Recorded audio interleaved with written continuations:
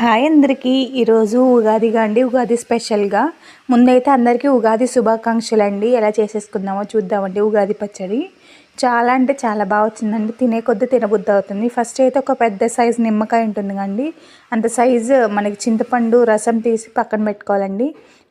కొన్ని మిరియాలు వేసుకోవాలండి. మనకి ఏంటంటే ఘాటు వస్తుంది కాబట్టి ఇలా పొడి చేసుకోవాలి. మనకి ఏంటంటే ఒకేసారి మిరియాల పొడి వేసేసుకోకూడదండి, ఘాటు వస్తుంది. కొంచెం వేసుకొని కావాలంటే ఇంకా కొంచెం వేసుకోవచ్చు. వేప పూత ఉంటుంది కండి, అది కూడా నీట్గా వాష్ చేసి పక్కన పెట్టేసుకోవాలి. ఇప్పుడు ఒక గిన్నె పెట్టుకొని ఇందాక తీసి పెట్టుకున్న చింతపండు రసం వేసుకోవాలండి.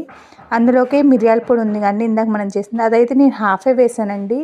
అప్పటికే సరిపోయింది నాకైతే.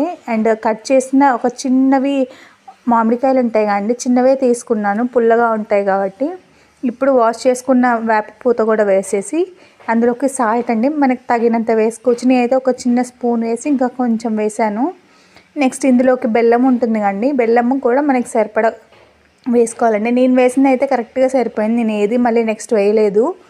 ఇందులోకి కొంచెం వాటర్ మిక్స్ చేసుకోవాలండి. ఆ క్లిప్ మిస్ అయింది. కొంచెం అంటే ఒక హాఫ్ గ్లాస్ దాకా వేసుకోవాలి. ఇప్పుడు దేవుడికి తీసేటట్లయితే ముందే తీసేసి తర్వాతకి మీరు టేస్ట్ చేసుకోవాలండి. Okay sir.